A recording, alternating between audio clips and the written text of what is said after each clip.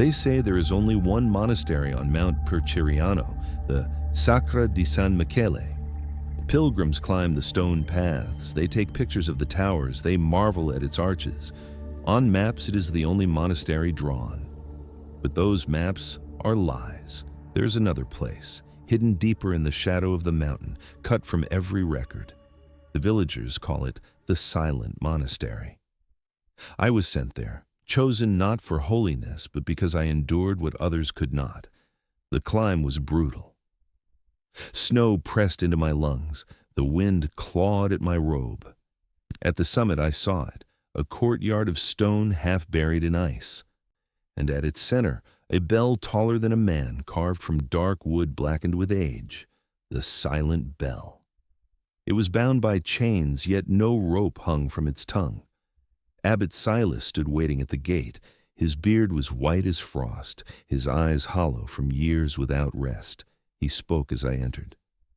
"You have come to guard the silence, then you must obey its laws." He recited them with a voice that never shook. "After midnight, never speak. If you do, the silence will not take you. It will take the voice of someone you love. One candle must always burn. If the flame dies, another will lose their breath in your place. Do not look at the silent bell. To see it is to give away memory. When the wind stops, do not move. Step once, and the silence will walk for you." The words felt more curse than covenant, yet the abbot's eyes told me he believed. He placed a candle in my hand, heavy with melted wax, and pointed toward the dormitory. "Light it at night. Guard it until dawn." Inside, the walls groaned like a body too old to stand. I set my pack down, lit the candle, and tried to rest. But sleep never came. The wind outside howled, pushing against the shutters, and then, suddenly, it ceased. The silence was complete, pressing against my skull like weight. I held my breath, straining to hear even the crackle of wax. Nothing. The flame bent but made no sound. Then I heard it. Breathing. Not mine, not human. It came from the corner of the room, steady, deep, as though lungs far larger than any chest filled the dark. I froze. Rule 4 pulsed in my mind. When the wind stops, do not move. My body shook, but I kept still. The candle trembled. Shadows stretched across the wall, forming the outline of something tall. Head bowed, shoulders hunched. Where the mouth should have been, there was nothing but smooth skin. The mute one. It took a step. The floorboards groaned under weight that should have shattered them, yet no sound came. The shadow leaned closer, breath rolling over me though no lips exhaled.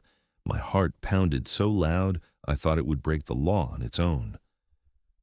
I prayed silently, gripping the candle as though wax could protect me. The shadow paused. Then, slowly, it retreated. The breath faded, the air shifted, and the wind outside returned in a sudden gust. Sound crashed back into the world, the rattle of shutters, the crackle of flame, the ragged gasps from my own throat. I almost collapsed with relief. At dawn, I staggered into the courtyard, the candle still burning weakly in my hand. Brother Thomas stood there, young, eyes filled with fire. He looked at me with a half-smile. "You saw it, did you not?" I did not answer. He laughed bitterly. "I lost my sister to these rules. One whisper after midnight and she was gone. Not me, not the one who broke the law. Her. That is how it works. Do not believe Silas when he tells you it protects us. It protects nothing." Abbot Silas appeared behind him, his presence as heavy as stone. "The rules keep us alive," he said. "Never doubt that. Doubt is death." His words cut like iron, but my chest still ached with the memory of the silent shadow breathing beside me. That night, I kept the candle closer.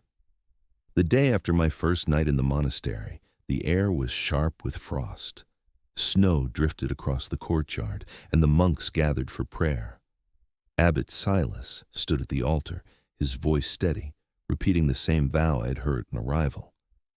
"Keep the silence, and the silence will keep you." The monks echoed it in unison, their words dull, like men who had repeated the same line so often it had lost meaning.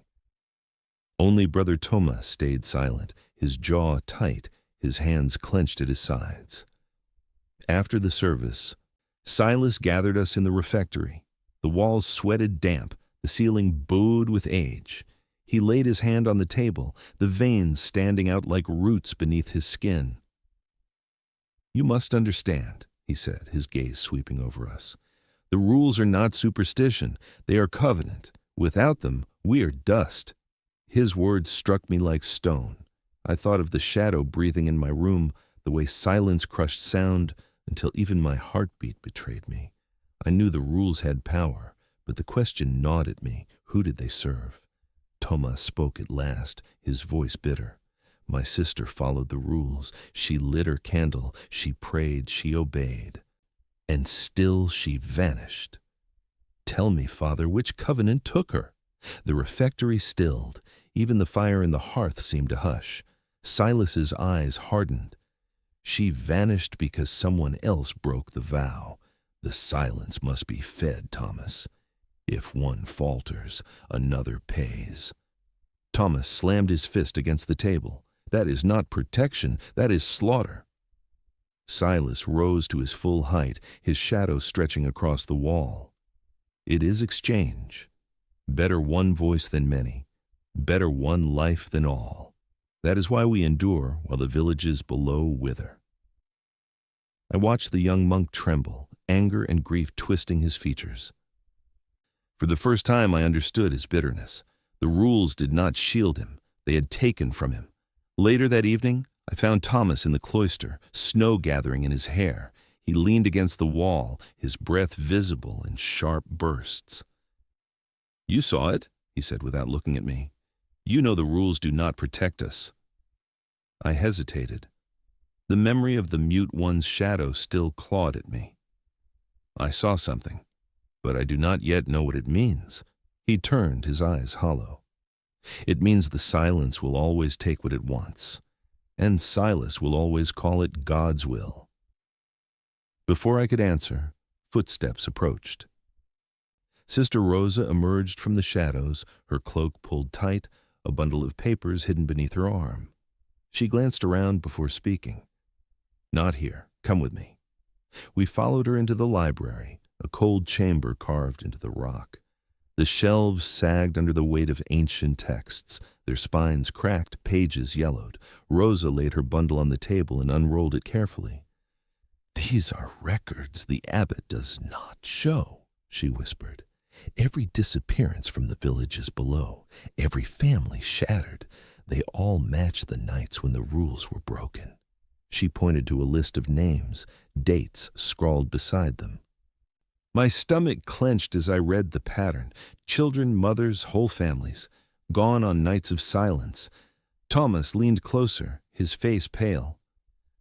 "So every time we keep the vow we are choosing who will be taken?" Rosa nodded, her eyes dim. "The rules are not mercy. They are bargain. We live here because others pay." Her words settled over me like ice. I remembered Silas's sermon, his absolute faith. But faith in what? The candle at the edge of the table flickered. For a moment the room darkened, and I thought I heard breath, faint and steady, curling at the edge of my hearing. Rosa quickly covered the papers with her hand, her lips pressed tight. When the flame steadied, Thomas exhaled sharply. "I will not obey these lies. If silence demands a price, let it take me, not them." Rosa's hand trembled as she gathered the papers. "Do not speak so rashly. Once the silence marks you, it never forgets." I stared at the ink-stained parchment, the endless columns of names. Every law we followed was written in blood not our own. In that moment, the monastery felt less like a sanctuary and more like a prison built not to hold back the silence, but to serve it. The night was colder than the last. Snow hammered against the shutters, and the wind howled as if the mountain itself warned us away. I sat in my cell, the candle burning low, its flame quivering. My breath smoked in the air, my ears tuned to every sound. Somewhere down the corridor, a voice whispered. It was faint at first, like a prayer said through clenched teeth, then clearer, the voice of Brother Matteo, one of the younger monks, muttering psalms to calm himself. My chest tightened. Rule 1, after midnight, never speak. I rose, candle in hand, and moved quickly. The hall stretched long and black, the only light my flickering flame. The wind outside pressed hard, then fell silent. The quiet slammed down like a weight. I stopped, holding my breath. From Matteo's cell came the whisper again. Deliver us from... The words cut off.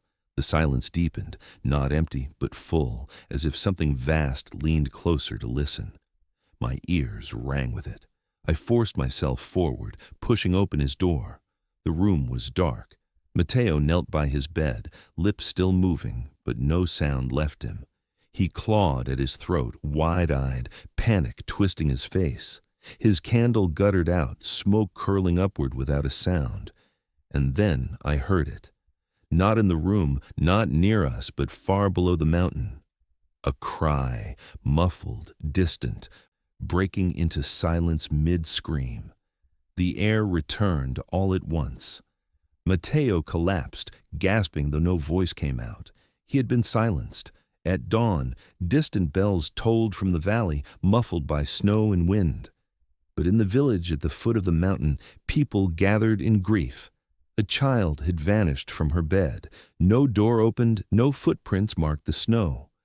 She was simply gone.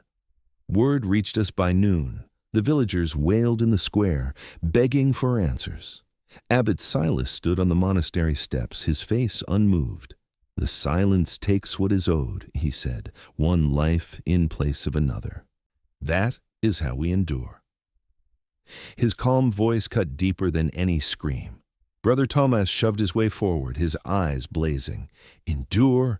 You call this endurance? Matteo spoke 3 words and a child is dead. A child who never set foot in this place. Silas raised his hand. Better one child than us all. That is the covenant, the monks murmured, fear pulling at their faces. Matteo sat at the edge of the steps, his mouth opening and closing, no sound escaping. His eyes were hollow, empty. I could not look away from the villagers. Their cries rose, broken, desperate, echoing against the mountain walls. Mothers clutched their children tighter. Men pressed fists to their foreheads. They looked at us not as holy men, but as executioners. Sister Rosa stood at my side, her voice a whisper meant only for me. Do you see now? The rules feed the silence, and it feeds on them. We live here in safety because others pay. My hands clenched around the candle stub I carried, its wax soft and warm from my grip. The night before, I had obeyed, frozen in my bed as the mute one breathed beside me. I thought the rules had saved me, but now I saw them clearly. They were not protection. They were payment. That evening, Thomas came to me in the cloister. His face was gaunt, his jaw set. I will not accept this. If the silence demands a price, let it take me, but no more children, no more lies. His words chilled me, not because of their defiance, but because of the certainty in his eyes. I looked past him to the mountain, its peak lost in snow and cloud. Somewhere out there, a family wept over an empty bed. And in my heart the whisper of last night returned, not mine, not Matteo's, but something vast, patient, listening. The silence had taken its price, and it would ask again. The snow fell heavier that evening, burying the courtyard in white silence. The monks gathered in the chapel, their candles a thin line of light against the shadows. Abbot Silas read from a worn book, his voice steady, though every word seemed hollow after the child's disappearance. I felt the weight of Thomas's stare across the pews. His jaw was clenched, his fists pressed tight. Rosa kept her eyes down, her lips moving in silent prayer, though I doubted her faith was in the rules anymore. The wind outside roared, then, without warning, it stopped. Every candle guttered, the chapel drowned in silence so absolute I could hear the blood rushing in my ears. The monks froze, no one moved. And then the door opened. At first I thought it was another monk, cloaked and hooded against the snow. But when he stepped into the light of the candles, I saw his face, if it could be called that. There was no mouth, only smooth, pale skin stretched where lips should be. His eyes were black pits, empty, reflecting no flame. His movements were stiff, unnatural, like a man half remembering how to walk. The younger monks gasped, some crossing themselves, others stumbling back. Tomas's eyes went wide with recognition. "That is impossible," he whispered. "That is Brother Aldo." I turned to him. "Who?" "My teacher," Tomas said, his voice shaking. "He vanished 10 years ago, on the night he broke the vow. They said he was taken by the silence." The figure stood in the aisle, unmoving. He tilted his head slowly, as if studying us without sight. His chest rose and fell, but no sound escaped. The silence clung to him like a cloak. Silas stepped forward, his face calm, his hands lifted. "Do not fear. This is a sign. He has returned, proof that the silence keeps its covenant." His words rattled through me. Proof? The figure was no proof of safety. He was proof of something worse, that once taken, you did not die. You changed. Brother Aldo, or what was left of him, turned his gaze toward Thomas. A shiver ran through the young monk's body. I saw him flinch, as though an invisible hand pressed against his chest. The air grew heavy. My candle sputtered, its flame bending low. I gripped it tighter, praying it would not die. Rosa clutched her book, her knuckles white. Her eyes darted to me, filled with a terror she dared not voice. Silas's voice rang louder, his conviction unshaken. "Behold the covenant fulfilled. The silence does not destroy, it transforms. This is its mercy." "Mercy?" Thomas spat, his fear breaking into rage. "Look at him. That's not my teacher. That's an echo wearing his body." Aldo stepped forward. The sound of his footfalls never came. Each movement was swallowed, erased. He raised his hand, fingers thin and pale, and pointed at Tomas. The younger monk staggered back, his breath hitching. For an instant, I thought he would vanish like the child from the village. But instead, only his voice left him. He opened his mouth, a cry tearing from his throat, but no sound emerged. Thomas dropped to his knees, clutching at his throat, his eyes wide with horror. Aldo lowered his hand and stood still again, silent, waiting. Silas spread his arms. The silence spares. It marks those who must learn obedience. This is the price of defiance. I could hardly believe what I heard. To Silas, the return of this hollow thing was divine confirmation. To me, it was proof that the silence claimed us piece by piece, reshaping us into its servants. Thomas gasped noiselessly on the floor. Rosa knelt beside him, her hands trembling as she tried to steady him. Her eyes blazed with fury, though her lips stayed sealed. I held my candle high, its flame fragile but stubborn. My thoughts churned. If this was the fate of breaking the rules, not death, but transformation, then perhaps the silence's hunger had no end. The figure of Aldo turned toward me. I felt the weight of that empty stare, the void of a mouthless face. My skin crawled. My breath caught, and the flame of my candle bent low as though reaching toward him, and still he made no sound. The chapel emptied in uneasy silence. Thomas lay pale and trembling, his voice stolen, while the mouthless figure of Aldo lingered like a shadow carved into flesh. Silas called it proof of the covenant, but to me, it was a curse made flesh. That night, Rosa came to my cell. Her lantern was shuttered, her steps quick and nervous. She pressed a finger to her lips and beckoned me. We crossed the cloister, the snow muffling our footsteps until we slipped into the library. The air inside was colder than the night outside, heavy with dust and mold. Shelves sagged with books no pilgrim had ever seen. their bindings split, their pages rotting. Rosa led me to a table hidden in the farthest corner, where a stack of parchments lay wrapped in cloth. She unwrapped them with careful hands. "These are forbidden," she whispered. "Silas would burn them if he knew I kept them, but they are the only truth left." The parchment was brittle, stained with water, and something darker that I dared not name. Symbols crowded the margins, jagged and frantic, written by hands that must have trembled as they moved. I unrolled the first page and felt my stomach clench. It was not scripture, it was a ledger. Names filled the columns, dates scrawled beside them, each followed by a note: spoke after midnight, candle died, stepped in stillness. Next to each rule broken was another name, different from the first. The victims, villagers, children, mothers, brothers. The words blurred as I read. One monk faltered, and another outside paid the price. I turned to Rosa, my voice low. "This is not covenant, this is bargain, a trade." She nodded, her face pale in the lantern light. "The silence does not protect us. It consumes others to leave us standing. Every vow we obey is paid for in lives we never see." I flipped to another sheet.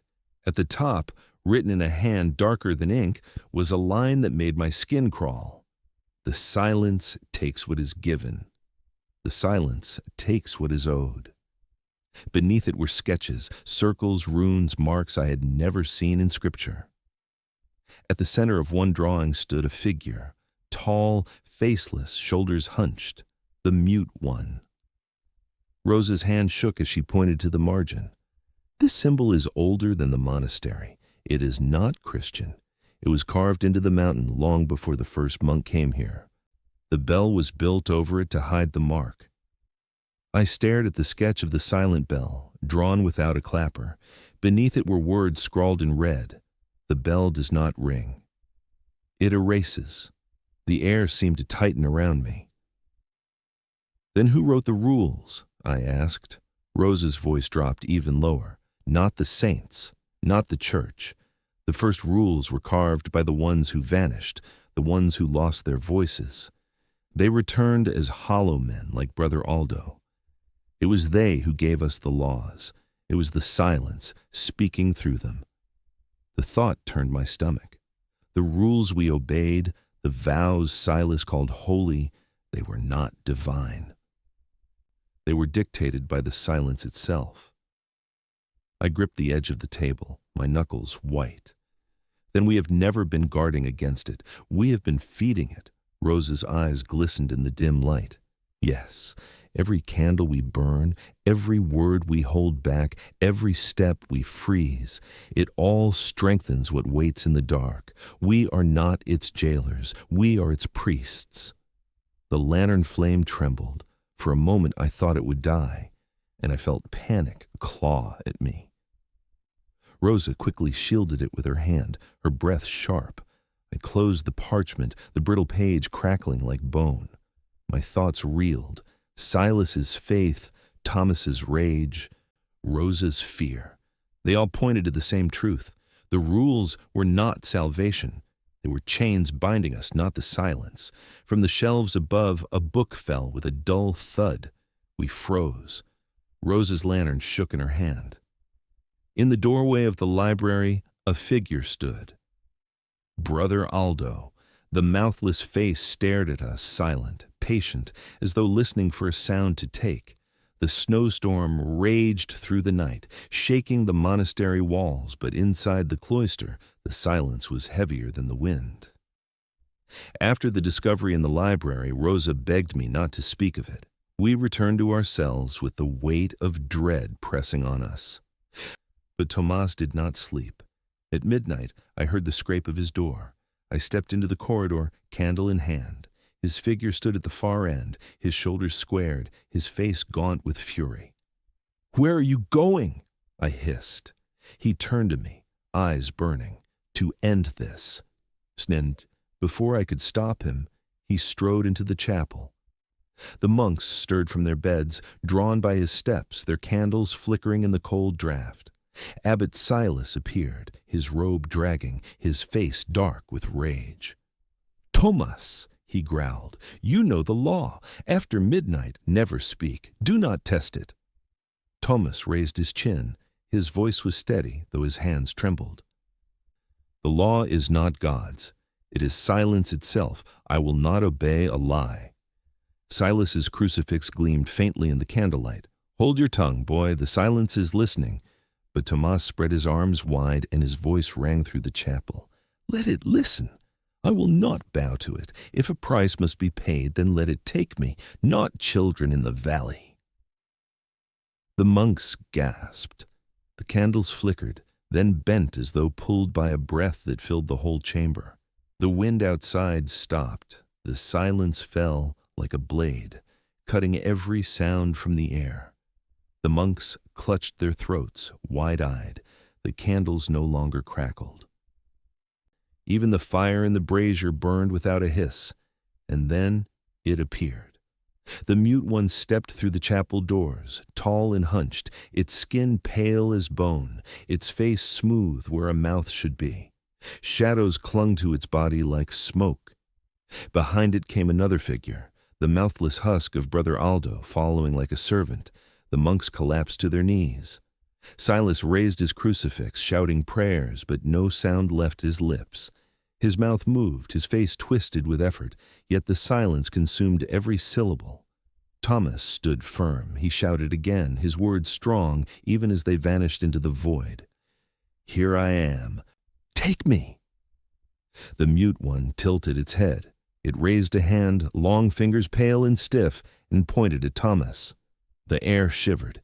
His candle died in an instant, smoke curling upward without sound. Thomas staggered. His lips moved, but his words were stolen mid-breath. No voice emerged. His eyes went wide, terror breaking through his defiance. The mute one stepped closer. Each footfall erased itself, leaving no echo, no creak of wood. The silence was absolute. The figure towered over Thomas, faceless, endless. I gripped my candle tighter, my body frozen. Rosa clutched the doorway, tears streaming down her face, unable to move. Thomas tried to speak again, but only silence left his lips. He clawed at his throat, his chest heaving, but no sound returned. The mute one lowered its hand as though satisfied. Then, with a slow, deliberate motion, it turned its head toward the rest of us. Every monk in the chapel stiffened. Our candles bent low, their flames shrinking, fighting to survive. I felt the weight of its stare, the void of its faceless gaze. Silas dropped to his knees, clutching the crucifix to his chest, his lips moving in prayers none could hear. His eyes shone with desperate conviction. I wanted to shout, to command, to resist, but the silence smothered even thought. All I could do was stand and watch as Thomas fell to the floor, voiceless, broken, his defiance stripped away. The mute one lingered, its presence pressing against us like a tide. Then it withdrew, stepping back into shadow, Brother Aldo trailing behind it. The wind roared again outside. Sound crashed back into the world. Candles hissed, flames straightened, the brazier spat sparks. Our ears rang with a sudden flood of noise. Thomas lay gasping, his chest rising and falling, but no voice came. His mouth opened, but silence poured out. His defiance had bought nothing. Silas rose slowly, his voice rough but audible now. "Do you see? The silence marks those who rebel. Obedience is life. Defiance is death in all but name." His eyes swept over us, daring anyone to speak. No one did. I looked down at Thomas. His eyes burned with fury still, but his lips trembled, empty of sound. His rebellion had called the mute one into our midst. And now we all knew the price. Snow battered the monastery walls all night, but it could not drown the memory of what we had seen. Thomas lay voiceless, his lips trembling with words he could no longer give. The other monks avoided his eyes. To them, he was marked, a warning. To me, He was proof that the rules were not protection but chains. Near dawn, I woke to the scrape of stone against stone. I rushed into the courtyard, candle in hand. Thomas was climbing the bell tower. His movements were desperate, each step ragged, but his eyes blazed with fire. He carried no candle. The snow cut across his robe, and yet he climbed as though driven by something greater than fear. "Stop him!" Abbot Silas shouted from the cloister. His voice cracked with panic, the first time I had ever heard it falter. "He will undo everything!" Monks poured into the courtyard, but none dared follow. They knew the law. Do not touch the silent bell. To break it was to give memory away, or worse. I forced my legs to move. Rosa ran beside me, her breath sharp in the cold. We reached the tower door just as Thomas pulled himself to the platform. He turned, his face pale, his mouth still voiceless, but his eyes screaming louder than any sound. He seized the chain and pulled. The silent bell swung. No sound came. Instead, silence deeper than death crashed over us. The snow froze in the air. The monks in the courtyard stiffened, their mouths open in screams we could not hear. The world itself shuddered. I looked back and saw nothing. The north wing of the monastery, where the dormitories stretched, was gone, not crumbled, not ruined, erased. The stone wall ended in clean air, snow whipping through emptiness where rooms had stood. Dozens of monks had vanished with it, swallowed in silence. Rosa fell to her knees, her eyes wide. "The bell does not ring," she whispered, though I barely heard her over the roaring absence. "It erases." Thomas staggered on the platform, his body trembling. He pulled the chain again, his defiance raw even without voice. The bell swung. The courtyard rippled. A section of the cloister vanished, arches sliced away as if by invisible blades. A monk, standing beneath them, blinked once and was gone, not even a shadow left behind. The snowstorm stilled. The silence pressed harder, and through it stepped a figure. The mute one entered the courtyard, taller now, its body clearer than ever. The smooth skin of its face gleamed white against the dark, its arms long, its fingers curled. Behind it shuffled Brother Aldo, the husk of what he had been, his movements jerky, obedient.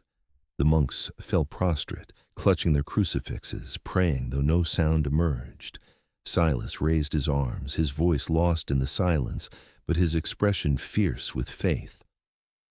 Tomas glared down from the platform, his body shaking, his hands clutching the chain.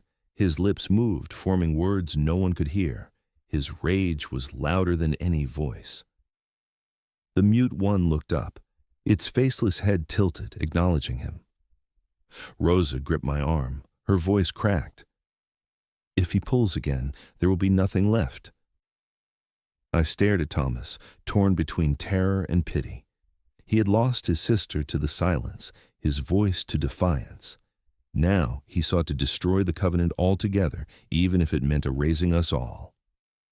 The mute one raised its hand, pointing at him.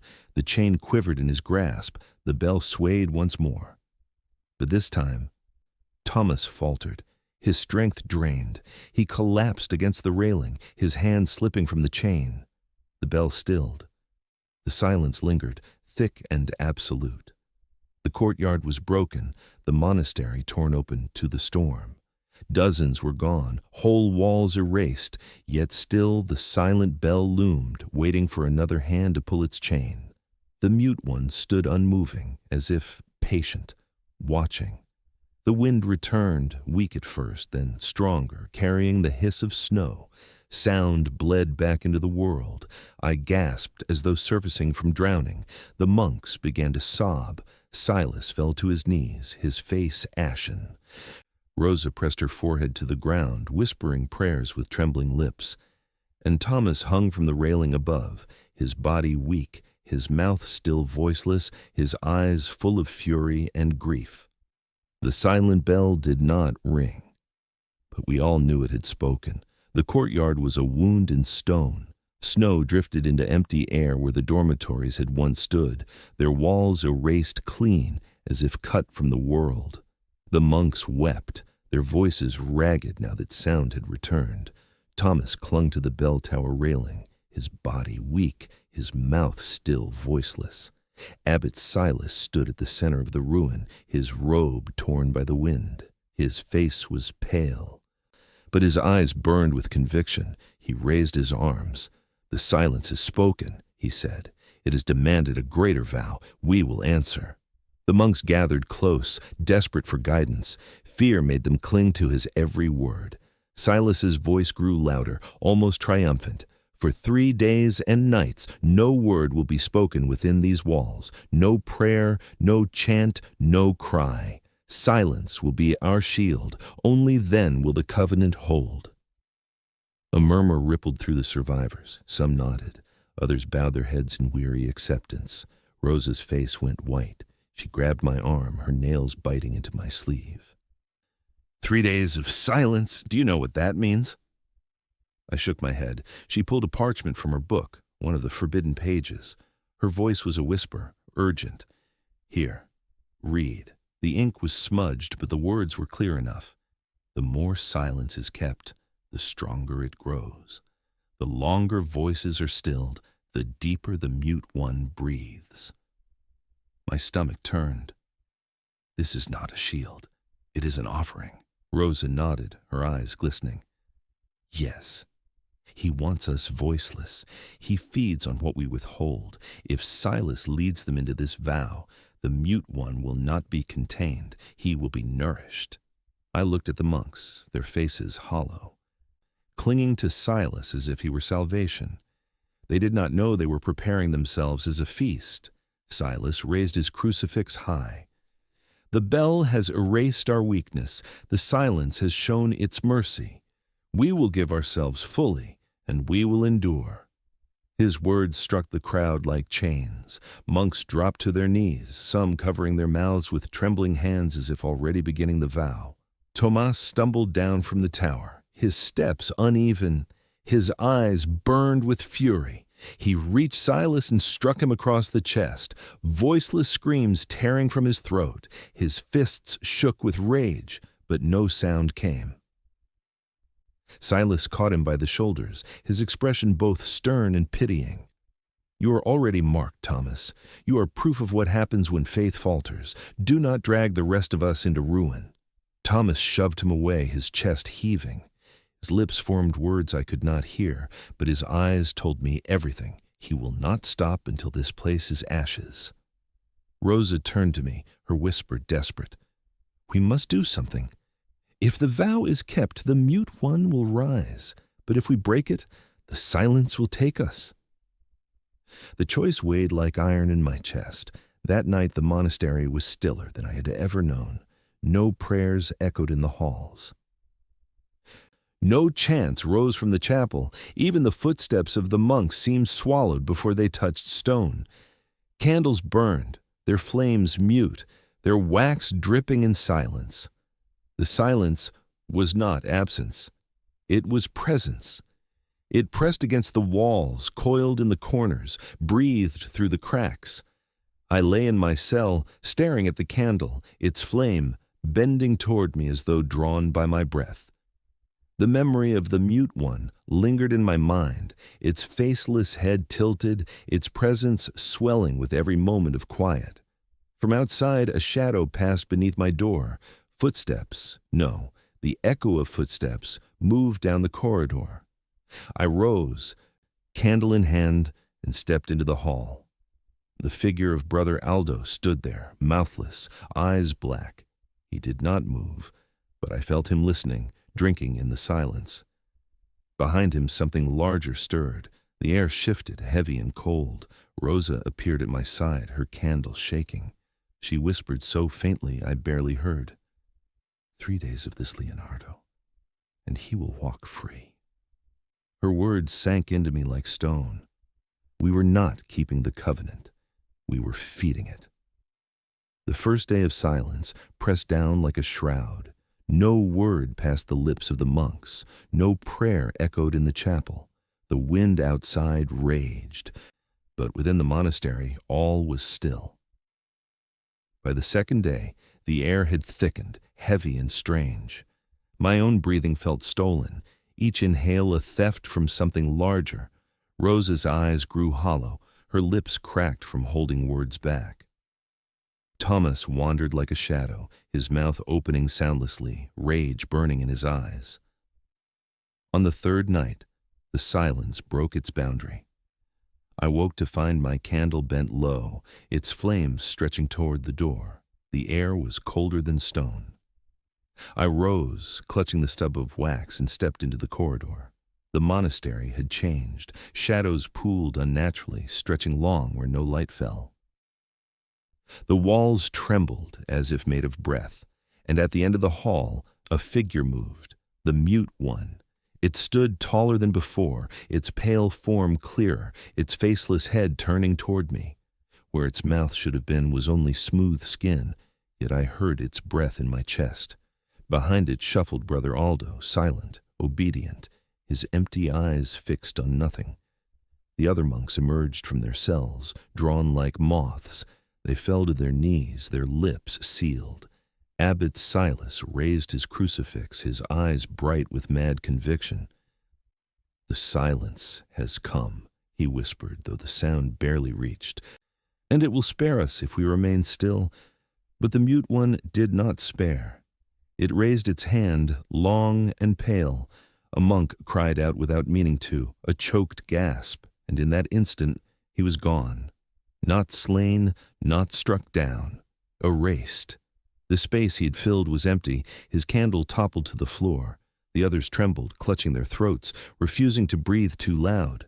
Rosa grabbed my sleeve, her whisper sharp as a blade. "If we remain silent, it will consume us all. You must break it." Her words struck like fire. Break the rule, the very law drilled into us. When the wind stops, do not move. After midnight, never speak. Now those laws were his strength. The mute one's faceless head turned toward us. The wind outside stilled. The silence grew absolute, swallowing even thought. I felt my body lock, my legs heavy. Rosa gripped her candle, frozen. Then I stepped forward. The silence shuddered. My foot struck stone, and though no sound should have come, a crack split the air like thunder. The mute one recoiled, its faceless head tilting sharply. I spoke. My voice tore from my throat, ragged but defiant. "No more!" The word rang in the void, a blade of sound slicing through the stillness. The monks gasped, their eyes wide. Rosa covered her mouth, tears in her eyes. The mute one shrieked without a mouth. The walls shook, shadows writhed, and Brother Aldo collapsed, his body trembling as if unmade. Silas staggered forward, fury in his voice. "You fool! You have doomed us!" But I knew the truth now. The silence fed on obedience. To resist was to starve it. The mute one advanced, its limbs stretching unnaturally, reaching for me. I raised my candle, though its flame sputtered. My voice rose again, louder, stronger. "You will not take them, take me instead." The silence cracked. The bell above trembled, though no hand touched it. Tomas stumbled into the hall, his voiceless mouth open, eyes ablaze. He reached for the chain once more. The mute one loomed closer, its faceless visage inches from mine. I felt its breath, cold and endless, pressing into my lungs. I forced the words out, each one tearing at me. "I deny you." The silence screamed.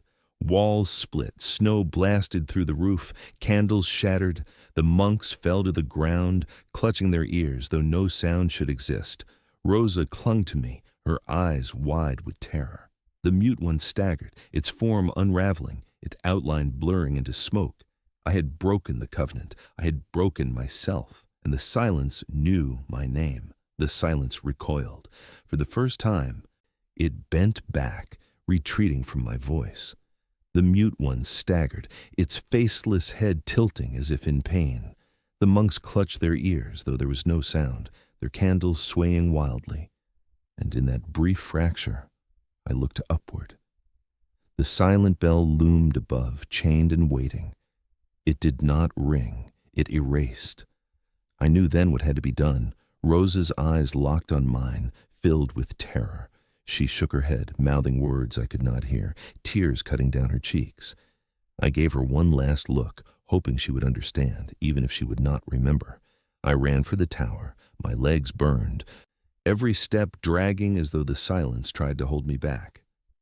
The mute one lurched after me, its limbs stretching, its breath pressing into my chest. Brother Aldo stumbled behind, his husk quaking like a puppet. I reached the chain and seized it with both hands. My skin split, blood slicking the iron, but I pulled. The bell swung. No sound, only erasure. The mute one froze. Its faceless form unraveled, shadows tearing loose in streams of smoke. Aldo's body collapsed, hollow and limp, dissolving into ash. The walls shook, snow blasted through the roof, monks screamed, though I knew no one heard them. The bell swung again, and with each arc, silence consumed the intruder, stripping it away piece by piece. The rules shattered, the covenant broken. When it was over, the courtyard lay in ruin, but the mute one was gone. The bell stilled, dark and heavy. I collapsed to my knees, gasping. The chain slipped from my hands. Rosa stumbled into the tower, her candle clutched to her chest. She looked around wildly, then up at the bell. "It is finished," she whispered. "But who pulled the chain?" Her eyes did not see me. I staggered to my feet, reaching for her shoulder. My hand touched her, but she shivered and turned, as though brushed by cold air. She looked past me. The monks gathered below, some weeping, some praying. Their voices returned at last. Silas raised his crucifix, his voice triumphant. "The covenant is ended. The silence has been cast away. We are delivered." They cheered. They wept. But not one of them looked at me. My name was gone. Rosa knelt at the railing, her lips moving in prayer. I whispered her name, but she did not stir. I called to Thomas, broken and voiceless, but his eyes slid over me without recognition.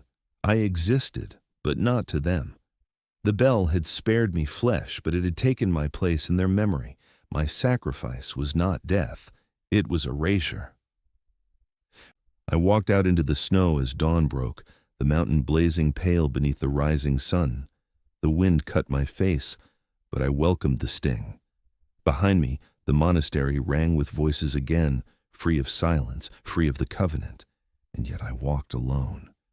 They would live. The villagers would sleep without fear. Children would wake in their beds. The price was mine alone to pay. I turned once to see the silent bell looming in shadow, chained and still. No one stood beside me. No one ever would. The world would forget my name. But the silence never would.